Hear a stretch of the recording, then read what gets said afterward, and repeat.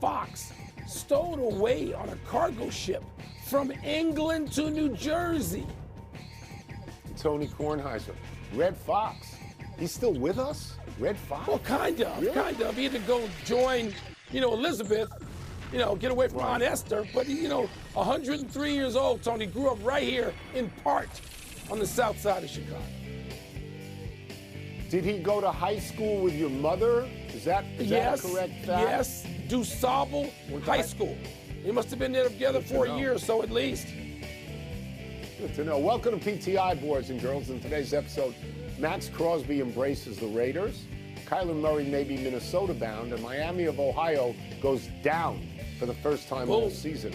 But we begin today with the World Baseball Classic. The United States team got into the quarterfinals because Italy beat Mexico last night, clearing the way for the U.S. to slide in. Vinny Pasquantino, the Kansas City Royals slugger, hit 3 home runs for Italy last night. After the 9-1 victory, Pasquantino looked into the camera and said, quote, "You're welcome, USA. We were thinking of you guys over at your hotel. Glad you guys could join us in the party," unquote. Wilbon, what does this mean for Team USA, and what did you make of Pasquantino? I only care about Pasquantino. I only care that was so cool. And that's what you have to do. From the time you are 6 years old and you learn to point in somebody's chest in your neighborhood because you hit the wiffle ball over the fence, you learn how to talk a little junk. Pasquantino, that was fabulous in the age of social media where people don't even really know how to effectively talk trash anymore.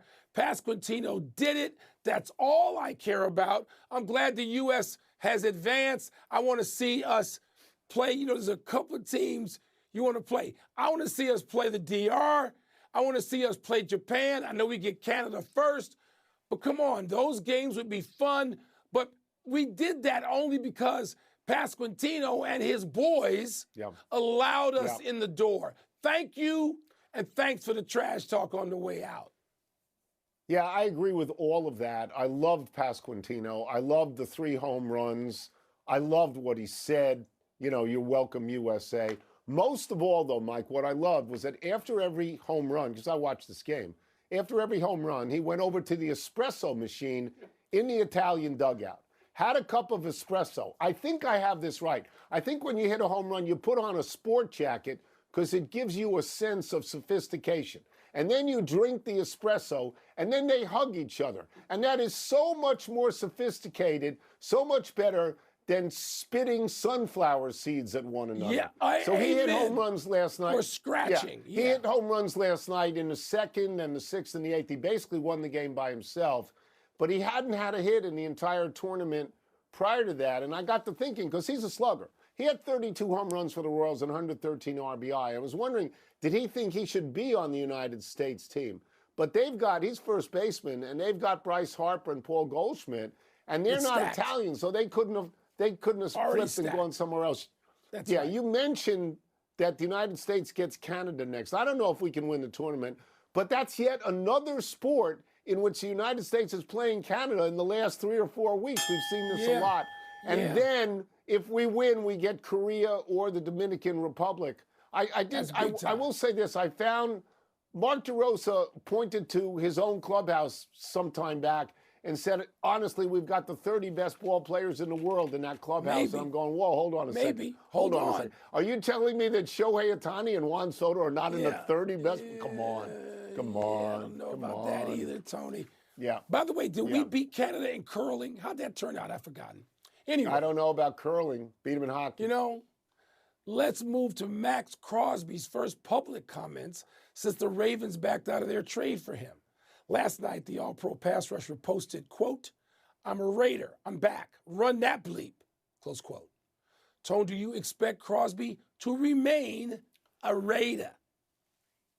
No, I don't. I think that in the next few days and weeks, I think the Raiders are going to listen to a lot of teams come up with offers. I think they're going to find one of them acceptable, and they're going to trade him. But if they want him to stay, that's fine. They just went out and spent a lot of money on free agents. They are a better team now. They're a better team now than they were when they were negotiating this trade. Plus, they have the #1 overall pick, which we assume will be Fernando Mendoza, who's going to get tutored by Tom Brady. Couldn't get much better tutoring than that. So if they want to keep Crosby, he's a great player. I'm with that. But no, I don't actually think that's what's going to happen. I just want to circle back to the Ravens for a second, because they too, on the field, they too are a better team than when they started with this trade, because they've got Trey Hendrickson and they've got both #1 draft picks. So they're better on the field. I don't know if they're better off the field. I don't know how other teams in the league now view the Baltimore Ravens. I think it is fair to question whether they were ever truly going to go through with this trade or if they just backed off as a matter of convenience. So I sort of wonder about that. I know there's a lot of talk among agents. I don't want to do deals with the Baltimore Ravens because, Mike, in the last few months or maybe even few weeks, they got rid of a very popular head coach in John Harbaugh, and they reneged on a deal for an all-pro player. It's very secondary to me how people view the Ravens. How are they going to view Maxx Crosby? Because another team said, no, you're damaged goods. And so that's what matters to me. Maxx Crosby's going to be a Raider because nobody else is going to offer a 1 and a 1. I doubt anybody's going to offer a 1 and a 2. People forget, Tony, we should have known there should have been more examination of this. Late in the season, Maxx Crosby stopped playing. Why? And what was the result of that going to be? And so these things, when they involve knees and meniscuses, they don't just go away. And so other people don't just get blamed. There's stuff that's happened. I'm familiar, it's a couple of my famous athletes, my favorite athletes of my life. One of them, Derrick Rose, whose career was never the same after meniscus issues. That's right. Never the same, okay? So, I think teams are going to not look at the Ravens. Don't look at the Ravens. Look at Maxx Crosby and wonder. You have to get an honest assessment out of what's up.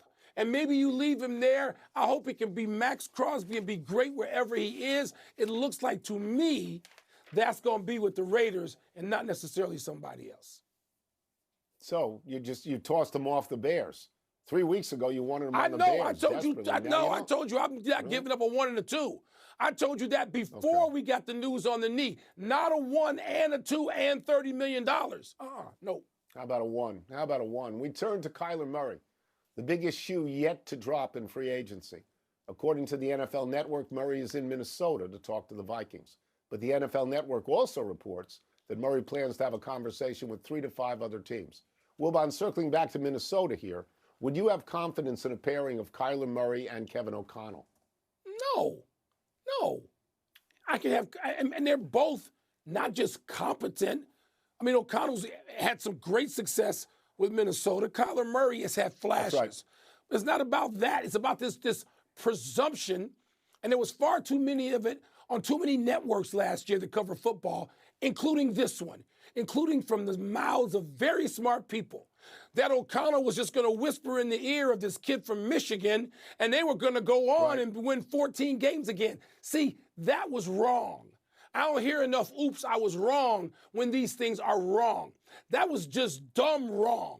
And so they got it wrong with the kid from Michigan. They drafted him in the first round.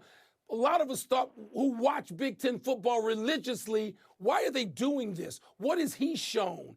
And it turns out that after 2 years now, only 1 year of actual playing time, they're trying to distance themselves from him. So they got it wrong. So the quarterback whisperer must not be able to whisper to everybody because he would whisper to the guy they drafted. Yeah, well, what McCarthy had shown them was he was the quarterback on a national championship team.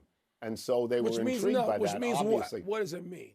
I don't know what it means, but we're going to find out next year with the Raiders. We're going to find out with them, too. That's what's attractive about certain quarterbacks. I don't know Kevin O'Connell from Kevin Garnett. What I do know about him is that he was the offensive coordinator for the Los Angeles Rams. And he worked for Sean McVay, who people know is your new best friend ever since you had lunch with him at Duke. Love him. And there are a group of quarterback geniuses out there, offensive geniuses. Sean McVay and Kyle Shanahan and Liam Cohn and Mike McDaniel and Matt LaFleur. And Kevin O'Connell's name is mentioned among them. All the time. So if the question is, would I have confidence in this pairing? My answer is similar to yours. And my answer is not necessarily. Not necessarily. And I love Kyler Murray. He's the most exciting player in the world to watch, but I'm not certain. He was with, an offensive guru, Cliff Kingsbury. Yes, he was. It didn't work out that well. His record in Minnesota was 38-41-1 and 14-28 in the second halves of seasons. So I'm not certain about this. And again, I think it's probably a good spot for Murray, and I think Murray has talent. But also, Mike, when I look at Kyler Murray, I still see in my mind a baseball player. I do. I'm not certain, and O'Connell's done well with Darnold, and he's done well with Cousins, really well. But not that well with McCarthy. You're right about that. Let's take a break. Coming up, Miami of Ohio takes its first loss of the season today. What's the word for that? The top-ranked Duke gets its first test without two significant contributors tonight. So what, does J.J. McCarthy got a cauliflower ear? You can't whisper in J.J. McCarthy's ear? What? Because he had one great quarter against the Bears in his first game. Everybody had him in the Hall of Fame. That division has 4 offensive coaches.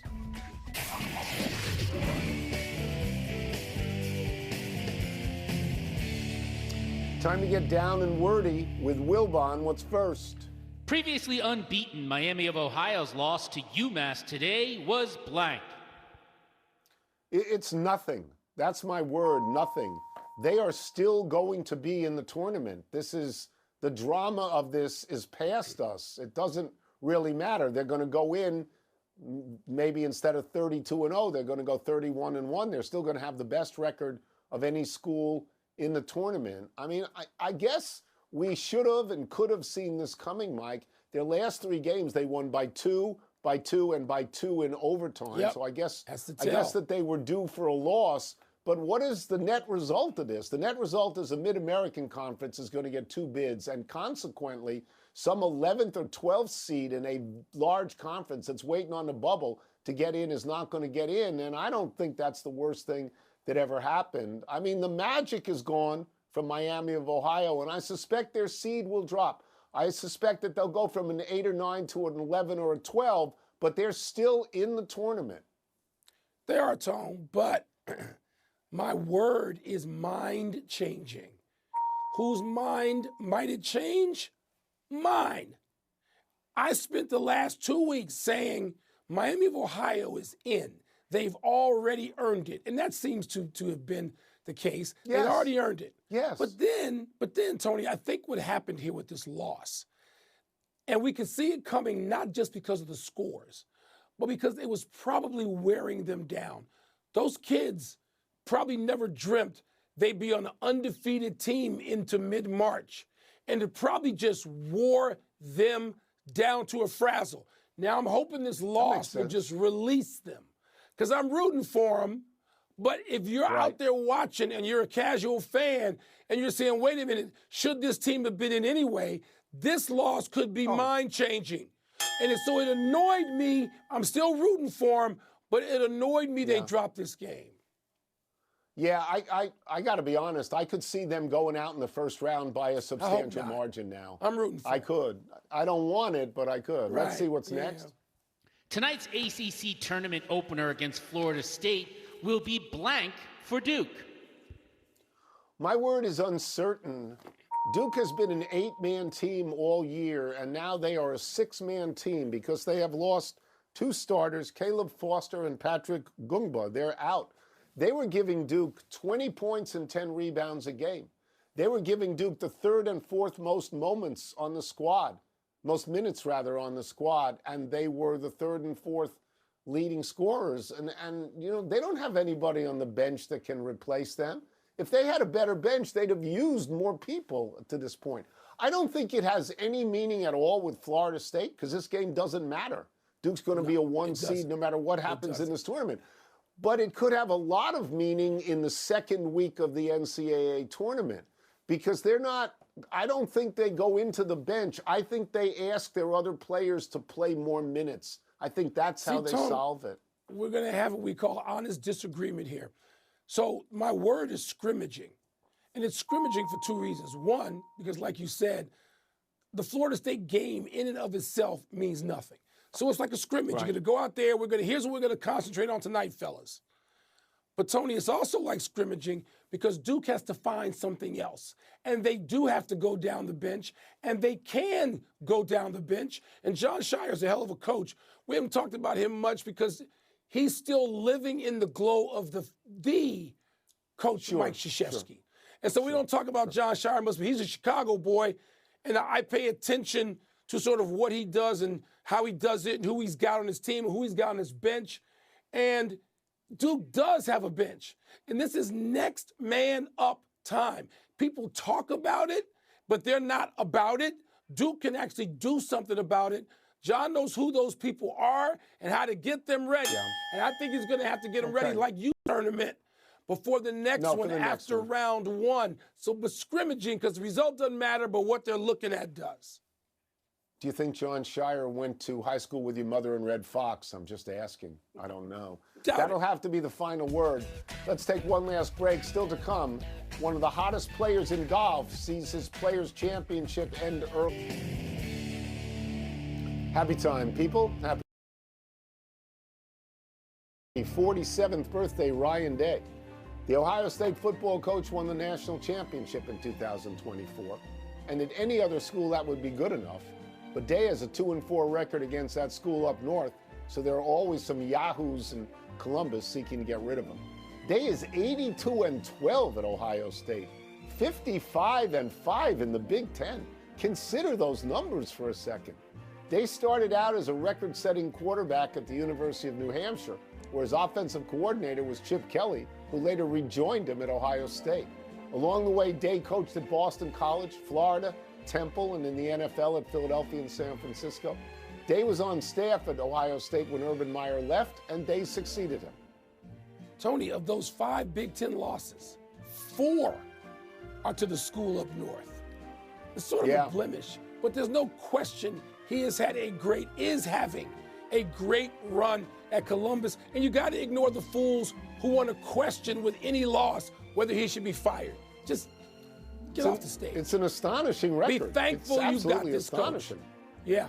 Happy anniversary, BYU and Western Kentucky. Around this day 14 years ago, the Cougars pulled off the biggest comeback in NCAA tournament history on a memorable First Four night in Dayton. BYU rallied from 25 down to beat Iona in the play-in game, breaking Duke's old record of coming back from 22 down to beat Maryland in the national semifinals in 2001. BYU's rally was the second big turnaround that night in Dayton. With President Barack Obama and British Prime Minister David Cameron in the stands, Western Kentucky came back from a 16-point deficit in the final 5 minutes to beat Mississippi Valley State 59-58. Wilbon, you think Jerry Rice got 44 of those tickets? What do you think? Could have. You would hope that Jerry Rice might have been in attendance watching Mississippi Valley State. Those Dayton games, at first I was always like, but they've grown on me. No, they're pretty good. Grown on me over time. They're pretty good. They have. Yeah. They are. They're pretty good. Happy trails to last night's game for the Timberwolves. Minnesota lost its 3rd straight last night, this one by 25 to the Clippers. Kawhi had 45 points. The win is the Clippers' 6th in 7 games, puts them at 33-32 after starting the season 6-21. This apparently makes the Clips the first team in NBA history to move above 500 after falling at least 15 games under 500 in the same season. And the recent success comes after they traded James Harden to the Cavaliers. It's a nice run. They're not tanking. And the question becomes, though, could you see them in a series beating, if they played in, beating either Oklahoma City or San Antonio? And the answer is no, you can't. So nice. What they're doing is admirable. I would have said they would have no chance without James Harden. I'm surprised at this. I have to say, I am surprised at this. Let's go to the big finish. Jason Tatum out for Celtics Thunder tonight. Your thoughts? This is not a surprise. You didn't think Jason Tatum was going to go Cal Ripken right out of the gate after coming back from, a serious injury like that. So it's expected. Colin Morikawa withdrew from the players after tweaking his back this morning. I love Morikawa. Aren't you disappointed? Yeah, he had finally won after about 3 or 4 years of not winning. He won at Pebble. He looked to be having a really good year. BYU And number 5, Houston in the Big 12 quarters tonight. Who you got? I got the Banter anytime I can see him, but Houston, Tony. Houston. I think Houston's still a real threat. Capitals at the Red Hot Sabres tonight. Will Buffalo win its 9th straight? It's very hard for me to pick against the Washington Capitals. It's my hometown team now. But Buffalo's only 2 points out of first in the conference. Buffalo's real good. Last one, Northwestern at 18th ranked Purdue tonight. Are you smelling upset? See, I'm wearing purple. I'm going to the United Center. I'm going to be loud behind the bench, loud as his voice will allow. We almost beat Purdue a week ago. It wouldn't be out of the question. It's going to be a tough game, but it was not out of the question. You'll have no voice at all on Monday. We're out of time. We'll try and do better the next time. I'm Tony Kornheiser. I'm Mike Wilbon. Until Monday.